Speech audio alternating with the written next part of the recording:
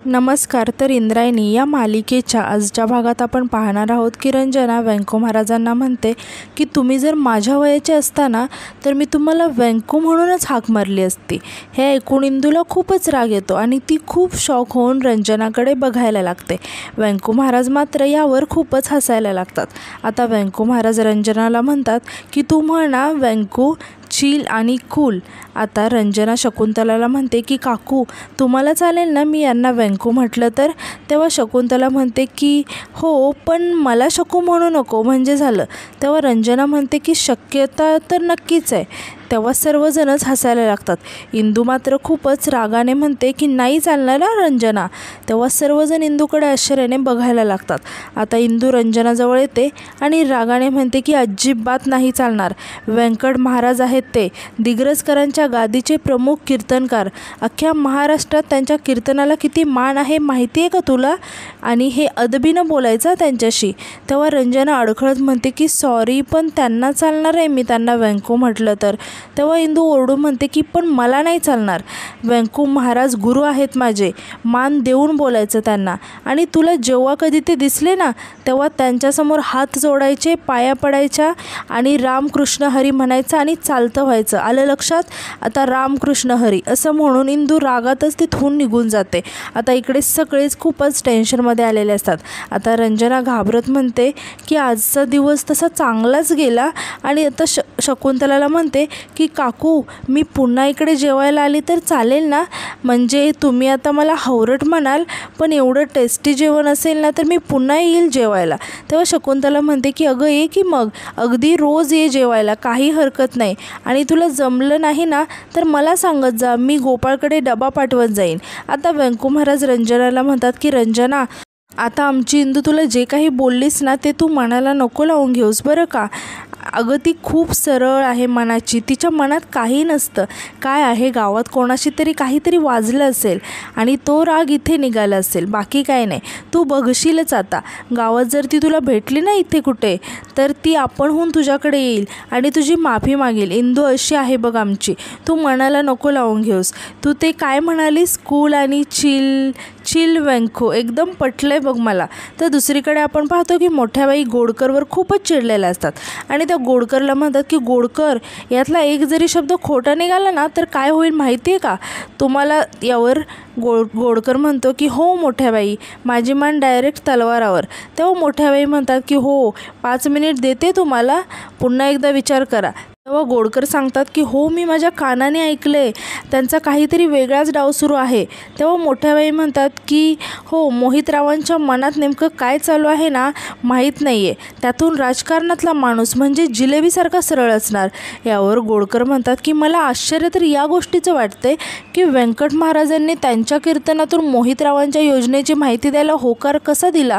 तेव्हा मोठ्याबाई म्हणतात की आमच्या व्यंकट भाऊजी पण ना वाटतात तसे नाही आहेत बरं का, अंतरंगी नानाकळा आहेत त्यांच्या. तेव्हा गोडकर म्हणतात की अहो मोठ्याबाई, व्यंकट महाराजांनी जर मोहितरावांच्या योजनांची माहिती त्यांच्या कीर्तनातून दिली ना तर तो त्यांच्या पक्षाचा अप्रत्यक्ष प्रचार होईल. अशाने मोहितराव निवडून येतील आणि व्यंकट महाराजांचा भाव असा वाढेल. आणि काय सांगावं, उद्या यांनाच मंदिर कमिटीचे अध्यक्ष केलं तर. तेव्हा मोठ्याबाई रागाने गोडकरला म्हणतात की बरे आहात ना तुम्ही, असं कसं ते अध्यक्ष होतील? माझ्या पोझिशनला टच करायला युग लागतील युग. कोण आहे मी? सन्माननीय आनंदीबाई अंताजी दिग्रजकर उर्फ. तेव्हा गोडकर म्हणतात की आमच्या मोठ्याबाई. तर यानंतर रात्री आपण पाहतो की इंदू विठुरायाच्या मंदिरात कवितेची तयारी करत असते आणि त्या कवितेतील ओळी अशा असतात की गेली अंबारी गेली वाजत वाजत, राना आड पाना आड, डोळ्या आड डोळ्यातल्या पाण्या आड, चुकली बोटे ओळख पोरी, आता माझे डोळे सोड पोरी. आता इंदू म्हणते की पोरींनो, बोटं ओळखता आली नाही त्याचं काय करायचं, हे कोडच आहे की नाही. आता कोणत्याही स्त्रीला पुरुषाला ओळखता येत नाही आणि कोणत्याही कोणत्याही पुरुषाला स्त्रीला ओळखता येत नाही. सृष्टीने ना असंच चक्र केले की तितक्या तिथे आता आदू येतो. आता इंदू पुढे म्हणते की आपण विशिष्ट वयात आलो की आपण बावरतो, शेफारतो, पिसाळतो. काही बायका फसतात, काही मोहात सापडतात, बहुधा काहींना त्यातून बाहेरच पडता येत नाही. आता हे सगळं आदू ऐकत असतो. आता इंदू पुढे म्हणते की सृष्टीचा जबरदस्त पगडा त्या वयात असतो, ज्याला आपण मॅडनेस असं म्हणतो. तितक्यात आदू इंदूला घाबरवण्यासाठी जोरात ओरडतो. आता इंदू घाबरून आदूकडे बघत म्हणते की विठुराया. आता आदू खूपच हसायला लागतो आणि म्हणतो की अगं किती घाबरतेस. आता आदू इंदूला काहीतरी दाखवत म्हणतो की हे बघ. तेव्हा इंदू विचारते की हे काय आहे आता. तेव्हा आदू सांगतो की फुटबॉलच्या मॅचची तिकीट येतेस का बघायला कलकत्त्याला. तेव्हा इंदू म्हणते की शहाणा कुठला, पिक्चरची तिकीट आहेत ना. तेव्हा आदू हसत म्हणतो की मग माहीत आहे तर विचारतेस कशाला. आता आदू म्हणतो की बरं ऐक, आधी तू त्या झाडावर जाऊन बसलीस, आली नाहीस, पण आत्ता या पिक्चरचं पेंडिंग काम आहे ना, ते उरकूनच टाकूया आणि काहीच कारण नाही चालणार आता मला. आता आदू इंदूला सर्व संतांच्या शपथ घालत म्हणतो की तुला यावंच लागेल. तेव्हा इंदू हसायला लागते. तेव्हा आदूसुद्धा हसायला लागतो. आता इंदू म्हणते की मला कशाला घेऊन चाललायस पिक्चरला, तिला घेऊन जा की. तेव्हा आदू आश्चर्याने विचारतो की तिला, ती कोण. तेव्हा इंदू म्हणते की ही नाटकं माझ्यासमोर करू नकोस, मला सगळं कळलंय, तू जा तिला घेऊन. तेव्हा आदू आश्चर्याने विचारतो की कळलं, काय कळलं तुला. तेव्हा इंदू म्हणते की आता माझं डोकं खाऊ नकोस, मला खूप कामं आहे, जा. आणि ते अजून कवितेची तयारी करायला लागते आणि म्हणते की तर स्त्रीचं मन. तेव्हा आदू म्हणतो की हां, स्त्रीचं मन जाणून घेण्यासाठीच तुला हा पिक्चर बघायला हवा इंदू, कारण यात स्त्री मेल्यावर सुद्धा तिचं मन ओळखता येतं. तेव्हा इंदू विचारते की म्हणजे. यावर आदू सांगतो की कारण यात स्त्रीच भूत आहे. तेव्हा इंदू खूपच वैतागते आणि आदूला मारायला लागते. आता इंदू आणि आदू मस्ती करत असतात आणि करिश्मा या दोघांकडे खूपच रागाने बघत असते आणि ती स्वतःशीच म्हणते की पिक्चरला जात आहे का, झालंच. तर आता यानंतर आपण पाहतो की व्यंको महाराज आणि शकुंतला बोलत असतात. आता व्यंको महाराज एकटेच हसायला लागतात. तेव्हा शकुंतला विचारते की काय हो, काय झालं, गालातल्या गालात का हसताय. तेव्हा व्यंको महाराज हसत म्हणतात की व्यंकू. तेव्हा शकुंतलासुद्धा हसायला लागते आणि म्हणते की गप्पा, काहीतरीच असतं तुमचं.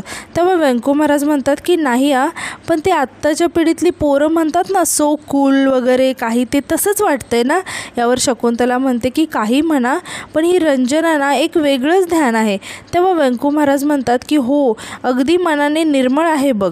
आता व्यंको महाराज थोडेसे इमोशनल होत म्हणतात की शकू, आपली पोरं किती लवकर मोठी झाली ग. तेव्हा शकुंतला म्हणते की खरं आहे तुमचं, ती मोठी झाली आणि आपण म्हातारे. आता व्यंको महाराज शकुंतलाला म्हणतात की शकू, ही रंजना आवडली बघ मला. तेव्हा शकुंतला खुश होऊन म्हणते की अगदी माझ्या मनातलं बोललात बघा तुम्ही. यावर व्यंको महाराज म्हणतात की हुशार आहे ग पोरगी आणि वरून गोपाळसारखी डॉक्टरसुद्धा आहे. तेव्हा शकुंतला म्हणते की हो खरं आहे, पण मला पण ती आवडली. तेव्हा व्यंको महाराज म्हणतात की आपल्याला आवडून काय करायचं आहे, गोपाळलासुद्धा आवडली पाहिजे ना.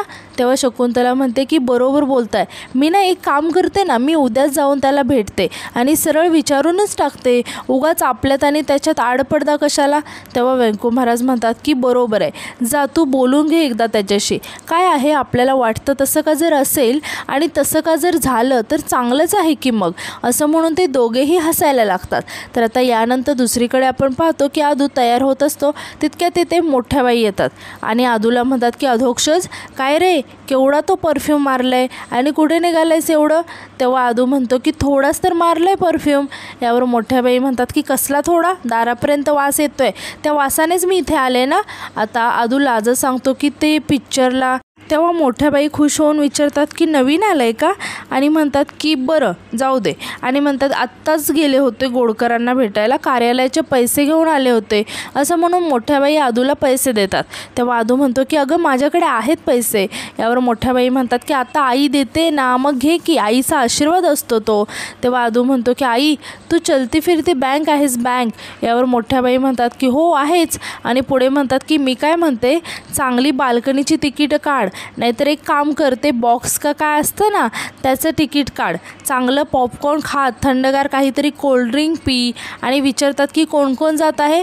तेव्हा आदू आनंदाने सांगतो की अगं मी आणि ई, असं म्हणून तो थांबतो. आता मोठ्या बाई आदूकडे रागाने बघायला लागतात.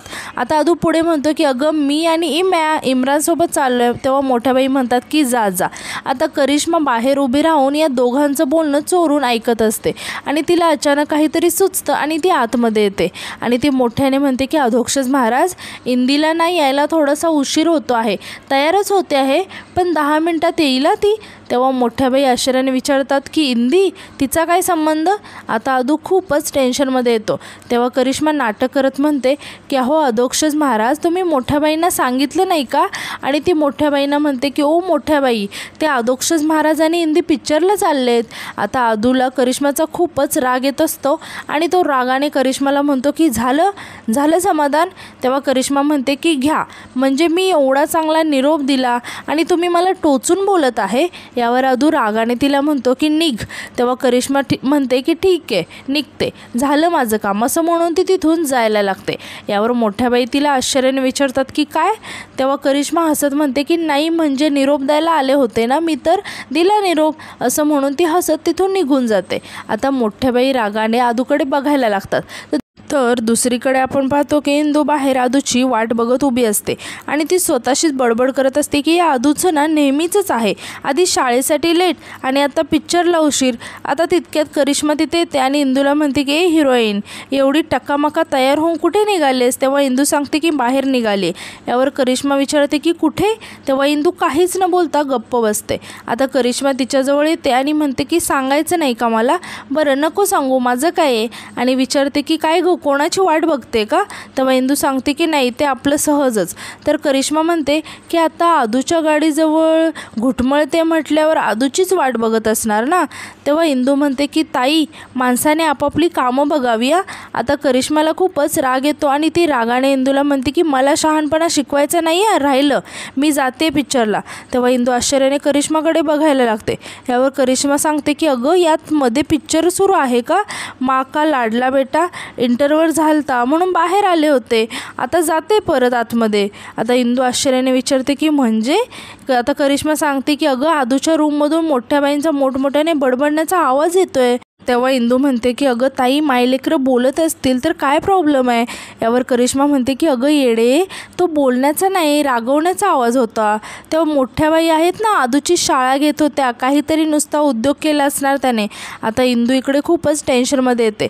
आता करिश्मा तिच्याकडे बघून म्हणते की काय गं, आदूने काय केलं आहे तुला माहिती आहे ना. तुला माहीत असणार आहे, पण तुला मला सांगायचं नसेल, राहिलं, नको सांगू, अडले माझं खेटर, मी जाते क्लायमॅक्स बघायला, असं म्हणून ती हसतच तिथून निघून जाते. आता इंदू इकडे खूपच टेन्शनमध्ये येते. तर दुसरीकडे आपण पाहतो की मोठ्या बाई रागाने आदूला म्हणतात की आईचं ऐकायचं नाही, असं ठरवलंयस का तू. त्या इंदीबरोबर जायचं आहे तुला, ठीक आहे जा, काय करायचं आहे ते कर, होऊ दे तुझा अंतरात्मा थंड.